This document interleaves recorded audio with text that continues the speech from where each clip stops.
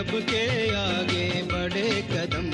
जीवन पुष्प चढ़ाने निकले माता के चरणों में हम। वंदे मातरम, वंदे मातरम, वंदे मातरम।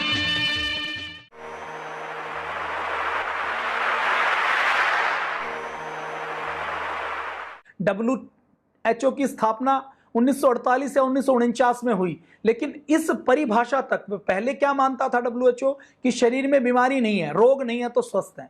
बाद में क्या माना उसने कि शरीर में बीमारी नहीं है, रोग नहीं है, तो हमने स्वस्थ कह दिया, लेकिन इसके साथ साथ मानसिक स्वास्थ्य भी होना चाहिए, भावनात्मक स्वास्थ्य भी होना चाहिए, सोशल स्वास्थ्य भी होना चाहिए। और महर्षि सुश्रुत ने यह परिभाषा हजारों साल पहले दी है। आगे और क्या कहती हैं कि सारी बहुराष्ट्रीय कंपनियां सस्ती दवाइयों के विरोध में रहती हैं, सरकार उनके इशारे पर काम करती है। 2012 में केन्या की सरकार ने आईपी एक्ट पास करके सस्ती दवाओं के आयात पर रोक लगा दी। मतलब ये फार्मा लॉबी इतनी खतरनाक है कि वो यदि जेनरिक दवाएं, मतलब दवा वही है, फार्मूला वही है, केवल बनाया किसी दूसरी कंपनी ने है, उसका ब्रांड नेम नहीं है, उस जेनरिक दवा के ऊपर रोक लगाने के लिए सरकार से कानून भी बना देती है। ये फार्मा कंपनी जब कोई नई दवा लॉन्च करती है ना, तो रिसर्च के नाम पर कहती है कि बहुत ज्यादा खर्चा हो गया, और बहुत ज्यादा खर्चा होने के रिसर्च के नाम पर ये कई गुना ज्यादा प्रॉफिट लेती हैं, और सरकारों के ऊपर भी दबाव देकर ये कहती हैं कि आप कानून ऐसे बनाओ जो हमारे फायदे में हो। पूरे विश्व में कुछ आप फैक्ट देख लीजिए, पूरे विश्व में 2015 में कुल दवाओं की बिक्री 70 लाख करोड़ रुपए की हुई थी 2015 में। आज की मैं बात करूं तो 1 लाख करोड़ रुपए से ज्यादा का ये कारोबार है। भारत की जो पूरी इकोनॉमी है ना, वो 200 लाख करोड़ रुपए की है, तो 100 लाख करोड़ रुपए से ऊपर का पूरी दुनिया में केवल दवा कंपनियों का कारोबार है। आधी दवा कंपनी केवल अमेरिका की है, टॉप 10 में से 5 यूरोप की हैं, और ये सारी दवा कंपनियां बहुत ज्यादा मुनाफे के ऊपर काम करती हैं। एक कंपनी का मुनाफा मैं आपको बता देता हूं तो आपकी आंखें खुल जाएंगी।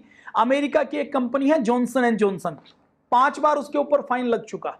32,000 करोड़ रुपए का यूएसए की मिसोरी स्टेट की एक कोर्ट में उन्होंने, कुछ महिलाओं ने उसके ऊपर यह कहा कि उन्होंने उनका जॉनसन एंड जॉनसन का बेबी पाउडर प्रयोग किया था, और बेबी पाउडर प्रयोग करने से उनको ओवरी का कैंसर हुआ। तो 32,000 करोड़ रुपए का जुर्माना जॉनसन एंड जॉनसन पर 2018 में एक कोर्ट में अमेरिका में लगा था। 15,000 से ज्यादा मुकदमे चल रहे हैं। भारत के अंदर जो सर्जिकल हिप बदले गए थे कुछ 3500 लोगों के, कितनी दुख भरी कहानी है, मेरा एक पूरा वीडियो इसके ऊपर पड़ा है। 1500 लोगों के हिप ज्वाइंट की रिप्लेसमेंट हुई थी। उस 1500 लोगों के हिप ज्वाइंट की जो रिप्लेसमेंट हुई, वो जो हिप बनाया हुआ था, उस हिप के अंदर ऐसा जहरीला तत्व था कि उनके शरीर में वो हिप घिसता घिसता उनके ब्लड के अंदर वो जहर मिल गया। बहुत से लोग मारे गए, और जो मरे नहीं उनको पेन रहा, और पेन होने के बाद बहुत से लोगों की तो दोबारा सर्जरी करवाई गई। और जब हिप ज्वाइंट की रिप्लेसमेंट होती है ना, जो सर्जरी होती है, उसमें जो ज्वाइंट बदला जाता है, तो कम से कम 9 से लेकर 10 इंच का कट लगता है। तो आप कल्पना कीजिए 50, 55, 60 साल का हमारे घर में कोई बुजुर्ग है, उसकी 2-2 बार सर्जरी की जाए, और केवल इसलिए कि उस कंपनी ने जो इक्विपमेंट बनाए थे, उस इक्विपमेंट के अंदर ऐसा जहर भरा हुआ था कि वो जहर व्यक्तियों को मार रहा था। पूरी डिटेल में मैंने इसके बारे में एक वीडियो बनाई है, लेकिन आपने कभी इसके बारे में सुना नहीं होगा। अमेरिका के अंदर भी उन्होंने वो हिप ज्वाइंट बेचे, बाद में रोक लगा दी। तो अमेरिका में उन्होंने लाखों करोड़ रुपए का हर्जाना दिया एक एक पेशेंट को, कुछ को कई लाख डॉलर, कुछ को कई करोड़ों रुपए में। लेकिन हम यदि भारत में बात करें तो भारत में 5 से 6 साल तक मुकदमा चलता रहा, तो जाकर संसद ने कमेटी बनाई, उसके बाद जाकर कहीं कोर्ट ने आदेश दिया कि इनके ऊपर कुछ भुगतान किया जाए। लेकिन जो पेन होता है, उस पेन का भुगतान पैसे में नहीं हो सकता। तो ये जॉनसन एंड जॉनसन एक कंपनी, और अभी भी जॉनसन एंड जॉनसन के ऊपर रोक नहीं है भारत में। जॉनसन एंड जॉनसन की दवाएं आप खरीद सकते हैं, जिसके कारण लाखों व्यक्तियों को कैंसर हुआ है, और ये प्रूव हो चुका है। इसके सारे रिकॉर्ड हैं, कोर्ट के अंदर बहस हुई है। जॉनसन एंड जॉनसन ने पूरी दुनिया के सबसे बड़े वकीलों को खड़ा किया है, और यह करने के बाद भी 32,000 करोड़ रुपए, मतलब जिसमें 3 पतंजलि बन जाएं, पतंजलि जैसी 3 कंपनियां बन सकती हैं, इतना तो जुर्माना केवल एक कोर्ट ने लगाया है। तो ये जॉनसन एंड जॉनसन का 2015 का मुनाफा मैं बता रहा हूं, आपकी आंखें फट जाएंगी। 1 लाख करोड़ रुपए का इसका मुनाफा है। भारत सरकार में जो हमारे रक्षा का जो बजट है ना 4 लाख करोड़ रुपए का है। 1 लाख करोड़ रुपए में हमारे देश में कई राज्यों का, कई स्टेट का बजट आ सकता है। 1 लाख करोड़ रुपए कितने होते हैं आप अंदाजा लगा लीजिए कि अपने भारत के हर गांव को 15-15 लाख रुपए मिल सकते हैं। ये 1 लाख करोड़ रुपए इतने होते हैं। इतना तो केवल 2015 का इसका मुनाफा था। अमेरिका में ही फाइजर कंपनी की बिक्री 3.5 लाख करोड़ रुपए एक साल की है। अकेली गठिया जो आर्थराइटिस में जो प्रयोग होती है ना, उस दवा की बिक्री 1 लाख करोड़ रुपए की है। अकेली गठिया की, आर्थराइटिस की दवाई की बिक्री। अब यदि आर्थराइटिस की दवाई का इलाज कोई स्वामी रामदेव, कोई आचार्य बालकृष्ण, कोई पतंजलि यदि कोई प्रूव करके एविडेंस के साथ, क्लिनिकल कंट्रोल ट्रायल के साथ ये बता दे कि आपके घर के अंदर मेथी है, हल्दी है, सोंठ है, उसको प्रयोग कर लीजिए, अश्वगंधा का प्रयोग कर लीजिए, तो आप अपना गठिया बाय ठीक कर सकते हैं। ठीक नहीं हो रहा गठिया, आप दुनिया के बड़े से बड़े डॉक्टर के पास चले जाइए। यदि आपको आर्थराइटिस है तो वो डॉक्टर केवल पेन मैनेजमेंट कर सकता है, आपको पेन किलर दे सकता है। आपको गठिया के कारण बुखार हो रहा है तो बुखार को उतारने की दवाई दे सकता है। गठिया की बीमारी, दमे की बीमारी, अस्थमे की बीमारी, माइग्रेन की बीमारी, डायबिटीज की बीमारी, ब्लड प्रेशर की बीमारी, कोलेस्ट्रॉल की बीमारी केवल कंट्रोल की जा रही है, क्योर नहीं की जा रही।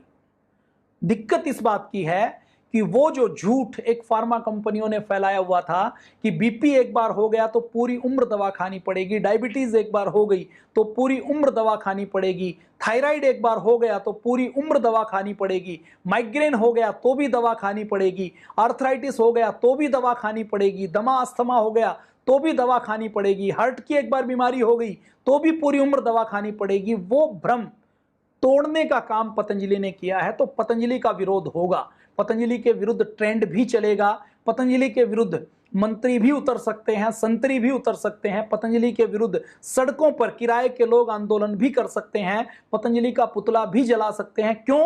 क्योंकि पतंजलि वो सारी चीजों के तिलिस्म को तोड़ रही है। और देखिए, जिस कंपनी की वार्षिक मुनाफा 1 लाख करोड़ रुपए हो, जो केवल 1 लाख करोड़ रुपए की तो केवल ये जो जोड़ों का दर्द है ना, इसकी दवाई बेच देती हो, तो उसको तो 10,000, 20,000, 50,000 करोड़ खर्च करने की जरूरत नहीं है। 100-200 करोड़ रुपए खर्च करके, 100-200 करोड़ तो बहुत ज्यादा है। मैं कहता हूं 10 लाख रुपए देकर आप ट्विटर के ऊपर कोई ट्रेंड चलवा सकते हैं।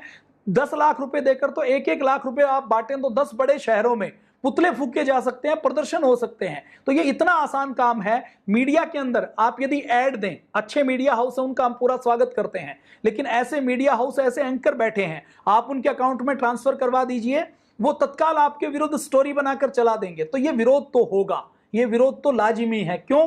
क्योंकि तिलिस्म टूट रहा है। ये वैक्सीन यदि कोई मल्टीनेशनल कंपनी बनाती तो वो वैक्सीन बनती 10,000 रुपए की, 20,000 रुपए की। वो वैक्सीन बनती इतनी महंगी और उसके बाद पूरे लोग लगवाते तो पूरी दुनिया भी उसका समर्थन करती, क्योंकि वो जो 10 रुपए की चीज 10,000 रुपए में बेचती, उसमें से 100 रुपए मीडिया वालों को भी देती, उसमें से 50 रुपए अलग अलग डिपार्टमेंट वाले अधिकारियों को भी देती। और ये जब 10,000 रुपए में 100, 200, 500, 1000 रुपए बट भी जाते तो ये सारे गुणगान करते कि ये वैक्सीन बहुत अच्छी है, ये दवाई बहुत अच्छी है, कोई विरोध नहीं होता। विरोध तो उसका होगा जो इस कलयुग में सात्विक काम करेगा, इस कलयुग में धर्म का काम करेगा। तो विरोध लाजिमी है और ये विरोध हो रहा है। तो आप इसका अंदाजा लगा लीजिए कि इसका मतलब कहीं ना कहीं कुछ झटका तो लगा है, कुछ करंट तो लगा है, तो ये विरोध हो रहा है। तो ये कंपनियां कितनी ताकतवर है, केवल गठिया बाय की बीमारी 1 लाख करोड़ रुपए की एक कंपनी बेचती है। कैंसर की दवाओं का 5 लाख करोड़ रुपए का एक साल का कारोबार है। जो पेन मैनेजमेंट करने वाली दवाएं हैं, 4 लाख करोड़ रुपए का इसका कारोबार है एक साल का। इसके अलावा डिप्रेशन के मरीज बढ़ चुके हैं। इस कोरोना काल में डिप्रेशन के मरीज 20% बढ़ चुके हैं। डिप्रेशन की जितनी दवाएं हैं उनका कंजम्पशन बढ़ चुका है।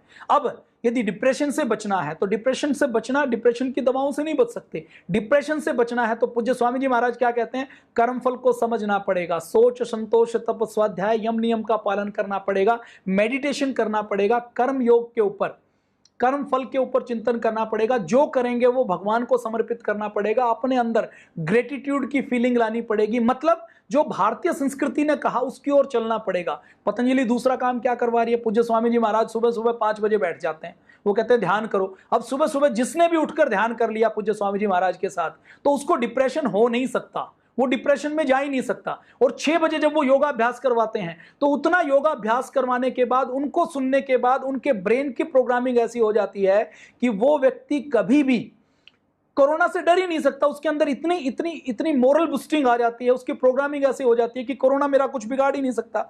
तो मानसिक रोगों की, कोलेस्ट्रॉल की, ब्लड प्रेशर की, इम्यून सिस्टम की दवाओं का बाजार 10 बड़े बाजार के अंदर आता है। तो ये इतनी बड़ी लॉबी है। अभी देखिए 4 दवाइयां काम कर रही हैं। अभी पूरी दुनिया में जो 4 दवाइयां हैं ना वो दी जा रही हैं। कोरोना किसी को हो गया तो उसके उपचार के लिए पहले क्या कहा, हाइड्रोक्सीक्लोरोक्विन दवाई इसके लिए उपयोगी है। ट्रंप ने भी कहा, लोगों ने ली। भारत देश में इसका उत्पादन होता है, भारत ने दुनिया के सभी देशों को इसको दिया।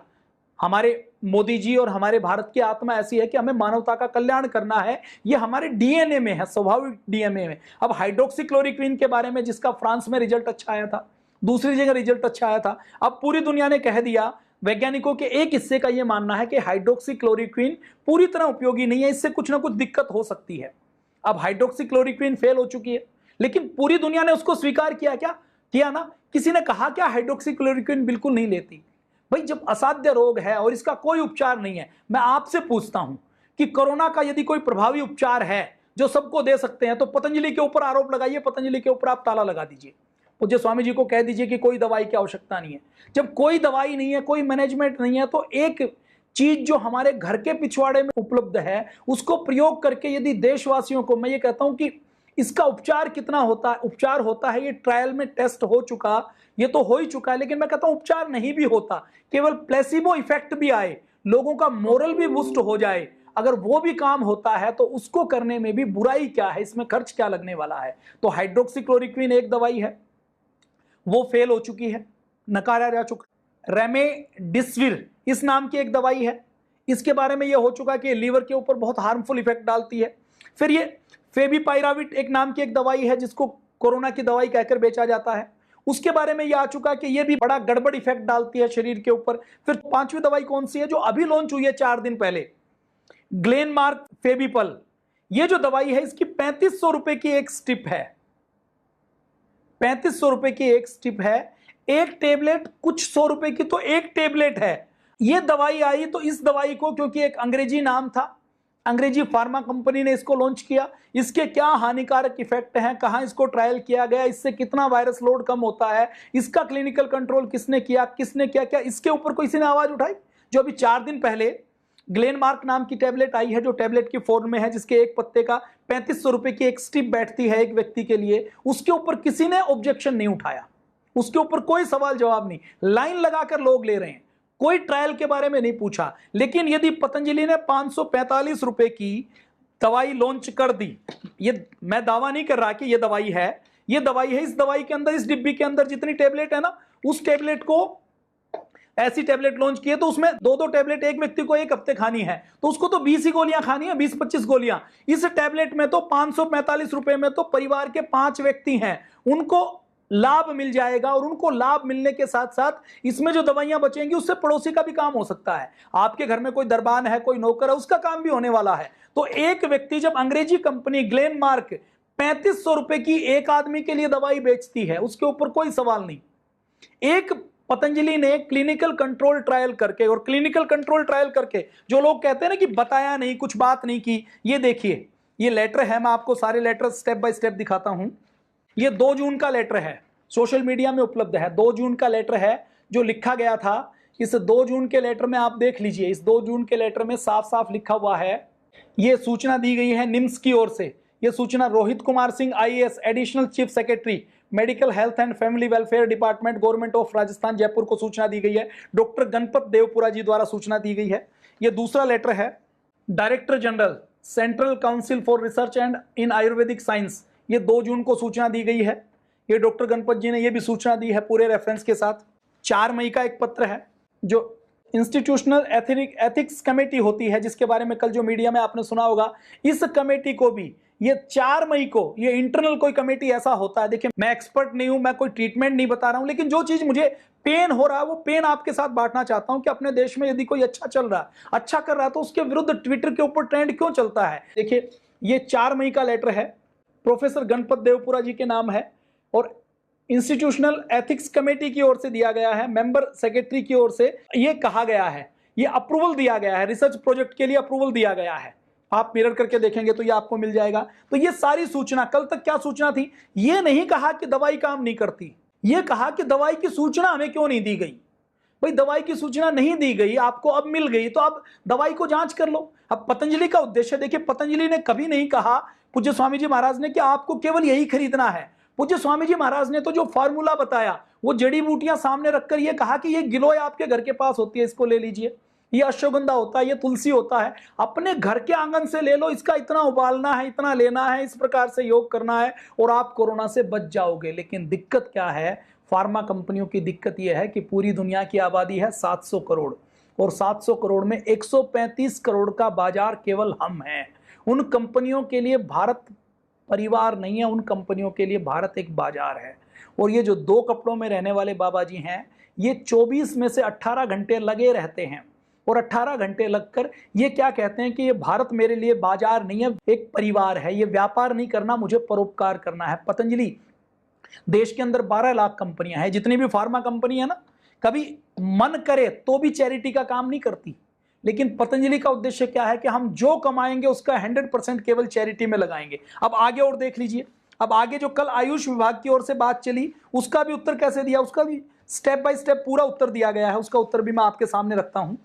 अब ये कल आयुष विभाग ने जैसे ही कहा तो कल शाम को 7 बजे पतंजलि की ओर से पूरा उत्तर चला गया है। जैसे एलोपैथी कोई दवाई बनती है तो दवाई का फार्मूला कई बार सेट कर दिया जाता है कि ये दवाई बनेगी तो इसमें इतना ये होना चाहिए, इतना ये होना चाहिए, इतना ये होना चाहिए। ये दवाइयां तो अभी बननी शुरू हुई हैं 200 साल पहले। हमारी पूरी दुनिया का यदि सबसे पुराना कोई ब्रांड है, पुराना ब्रांड है, यदि हम ब्रांड की बात करें तो पूरी दुनिया का सबसे पुराना ब्रांड भी हमारे पास है। वो ब्रांड है च्यवनप्राश का।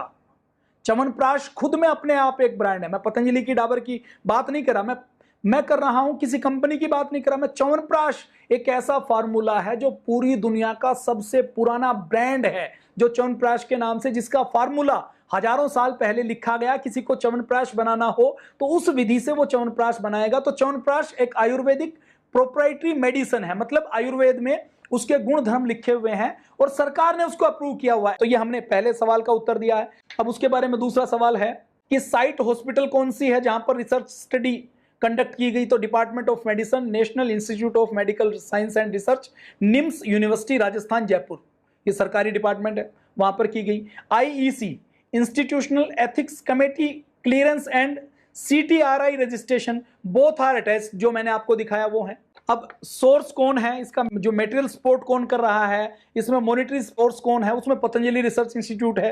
प्राइमरी स्पॉन्सर कौन है, पतंजलि है। उसके बाद साइट कौन सी है, उसमें मेडिकल कॉलेज है। उसमें डिटेल ऑफ एथिक्स कमेटी है, इंस्टीट्यूशनल एथिक्स कमेटी का अप्रूवल है या नहीं है, वो अप्रूवल लगाया हुआ है। उसके बाद DCGI से क्लियरेंस है या नहीं है, वो कहते हैं वो एप्लीकेबल नहीं है इसके ऊपर, इस टाइप की स्टडी के ऊपर। तो ये सारा, ये लगभग 10 पन्ने की रिपोर्ट है। ये सोशल मीडिया में हेल्थ कंडीशनल प्रॉब्लम क्या थी, कोरोना की प्रॉब्लम थी, फिर कैसे कैसे इंक्लूजन क्या था, एक्सक्लूजन क्या था, इसके अंदर मेथड क्या रहा है, इसके अंदर सेकेंडरी आउटकम क्या था, प्राइमरी आउटकम क्या था, टारगेट सैंपल क्या था, ये सारी चीजें बहुत डिटेल में। अब इसकी फर्स्ट इनरोलमेंट कब हुआ, ये सारी चीजें जो जो उन्होंने मांगी, ये सारी चीजें उपलब्ध करवा दी गई हैं। और उन्होंने भी क्या कहा है कि औषधि फेल नहीं है, ऐसा नहीं कहा उन्होंने, ये नहीं कहा। उन्होंने कहा कि जी हमें सूचना नहीं दी गई। और पूरी मीडिया ने क्या चलाया कि पतंजलि फेल हुई, औषधि फेल हुई, बाबा रामदेव ने झूठ बोला, आचार्य बालकृष्ण जी ने मिसगाइड किया, ऐसा पूरा मीडिया दिखा रहा है। अब दिक्कत क्या है, दिक्कत है हमारे अंदर की ग्रंथि की। हम हीन भावना के शिकार हैं। देखिए, एक लॉबी तो देश में वो है जो इन फार्मा कंपनियों के इशारे के ऊपर नाचती है, उंगलियों के इशारे के ऊपर नाचती है। इन फार्मा कंपनियों के इशारे पर नाचने वाली एक लॉबी जो मीडिया के अंदर भी उसके कुछ लोग हैं, उसके कुछ लोग प्रशासन के अंदर भी हैं, उसके कुछ लोग अलग अलग सिस्टम के अंदर भी हैं, और जो बहुसंख्य लोग हैं, जो आप जैसे हम जैसे लोग हैं, उनके साथ दिक्कत क्या है कि जब कोई अंग्रेज, जब कोई बाहर का व्यक्ति कुछ कहता है तो हमें तत्काल यकीन हो जाता है। और जब वही बात, हमारे गौरव की बात हम करते हैं या हमारा कोई व्यक्ति करता है तो हमें यकीन नहीं होता। हमारे यहाँ ये कहा जाता था 19वीं शताब्दी तक कि भारत के अंदर कभी कोई पढ़ाई लिखाई रही नहीं। हमारे दिमाग में बैठा दिया गया था कि अंग्रेज हमें पढ़ाने के लिए आए थे, अंग्रेजों ने हमें पढ़ाया, अंग्रेजों ने हमें सिखाया, अंग्रेजों ने हमें सिस्टम दिया, अंग्रेजों ने हम भारत को एक देश बनाया।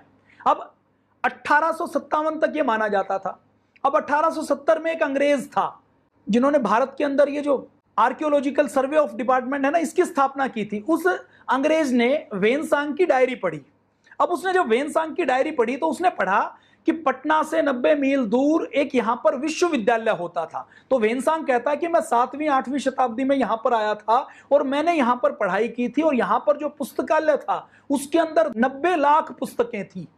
उसका जो पुस्तकालय था उसमें वेनसांग लिखता है कि उस पुस्तकालय 9 मंजिल ऊंचा पुस्तकालय था, और जब जमीन पर खड़े होकर पुस्तकालय की ओर देखते थे तो ऐसा लगता था कि पुस्तकालय की चोटी बादलों को छू रही है। अब इसके ऊपर कोई यकीन नहीं करता था, झुठला दिया गया।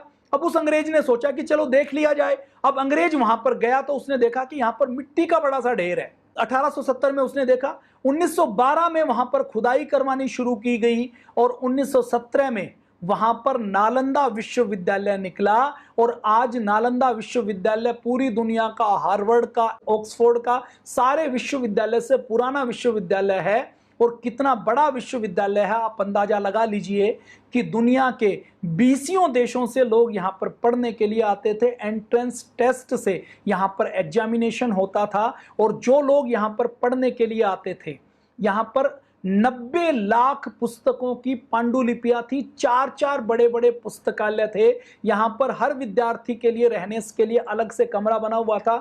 आज का जो ऑक्सफोर्ड का, आज का जो हार्वर्ड का जो एरिया है, उससे भी बड़ा एरिया ऐसा था। 10,000 विद्यार्थियों की आवासीय व्यवस्था का विश्वविद्यालय भारत में 2500 साल पहले चलता था। और एक नहीं था, तक्षशिला अलग था, उद्दांतपुरी अलग था। 10 विश्वविद्यालयों के नाम तो मैं अभी आपको गिनवा सकता हूं। लेकिन हमें क्या पढ़ाया गया कि हमारे भारत में तो कोई शिक्षा दीक्षा थी नहीं। और उस समय नालंदा विश्वविद्यालय के अंदर भी सर्जरी पढ़ाई जाती थी। और नालंदा विश्वविद्यालय कैसे जलाया गया था, ये घटना हर बच्चे को पता होनी चाहिए। बख्तियार खिलजी नाम का एक व्यक्ति आया, जिसके नाम पर अभी भी नालंदा के पास जंक्शन बना हुआ है। वो बख्तियार खिलजी जब भारत में आया तो भारत के कुछ हिस्से को उसने जीत लिया, और जीतने के बाद वो एक बार गंभीर बीमार पड़ गया। उसके सारे अरबी हकीम फेल हो गए, उसका कोई वैद्य हकीम उसके काम नहीं आया। जब वो मरणासन्न हो गया तो उसने जब पूछा कि मेरा इलाज कहाँ हो सकता है, तो उस समय श्रीधर राहुल आचार्य वहां पर होते थे। नालंदा विश्वविद्यालय का जो मेडिसिन विभाग था, उस मेडिसिन विभाग के एचओडी ये होते थे, श्रीधर आचार्य जी। किसी ने बताया कि ये नालंदा विश्वविद्यालय का जो चिकित्सा का विभाग है, इसमें मेडिसिन विभाग के बड़े विद्वान डॉक्टर हैं, वो आपको ठीक कर सकते हैं।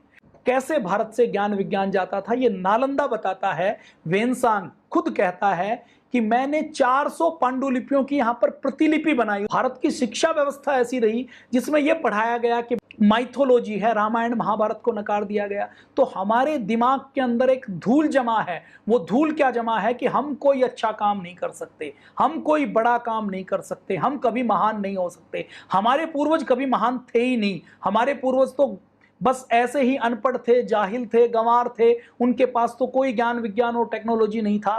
पूरे दुनिया का ज्ञान विज्ञान और टेक्नोलॉजी केवल भारत से गया है। तो ये कोरोना की दवाई पतंजलि ने बनाई है। तो जो अपने आप में जो आधुनिकता की दौड़ में पड़े हुए हैं, उनको इसके ऊपर यकीन नहीं होगा। क्यों? क्योंकि वो मानसिक गुलाम है। यदि गिलोय लेने से, अश्वगंधा लेने से, तुलसी लेने से अगर ट्रीटमेंट होता है, और पूज्य स्वामी जी महाराज और श्रद्धाचार्य जी ये बताते हैं, तो वो हमारे लिए पूजनीय है, वो हमारे लिए परम पूजनीय है। लेकिन ये जो ज्ञान है, ये 100% अगर हम विज्ञान की कसौटी पर कसते हैं तो एक बात बिल्कुल सत्य है कि ये ज्ञान है, सत्य है, और ये साइंस नहीं है, ये सुपर साइंस है। और जो अश्वगंधा के ऊपर शोध करने का काम पतंजलि ने किया, आप गूगल करने में सब मास्टर होंगे, तो आप गूगल कर लीजिए। दिल्ली आईआईटी और जापान ने भी रिसर्च की थी। रिसर्च क्या की थी कि अश्वगंधा के अंदर कुछ ऐसा कुछ तत्व है, उसको केमिस्ट्री की भाषा में, बायोलॉजी की भाषा में क्या कहते हैं मुझे नहीं पता, लेकिन उसके अंदर ऐसा तत्व है जो कोरोना वायरस को अंदर मल्टीप्लाई होने से रोक लेता है। मल्टीप्लाई होने से रोककर उसके अंदर बाहर ऐसी कोई लेयर बना देता है, उसको ऐसा रोक देता है कि जिससे वायरस का वायरल लोड कम हो जाता है। तो ये वैक्सीन बनाने का, ये काम करने का काम पतंजलि योगपीठ ने किया है। और विरोध तो होगा, विरोध 100% होगा। ग्लेनमार्क की दवा 103 रुपए की एक टैबलेट है। किसी ने प्रोसेस नहीं पूछा, किसी ने फार्मूला नहीं पूछा, किसी ने सवाल नहीं उठाया। चारों ओर खुशी है कि ग्लेनमार्क ने दवाई बना दी। पतंजलि ने 4 दिन बाद लॉन्च की तो उसके ऊपर एक एक प्रोसेस बता दिया और फार्मूला सीक्रेट नहीं रखा। ग्लेनमार्क के अंदर क्या है, हाइड्रोक्सीक्लोरोक्विन के अंदर क्या है, रेमडेसिविर के अंदर क्या है, फेविपाइपाविट के अंदर क्या है, हमें नहीं पता।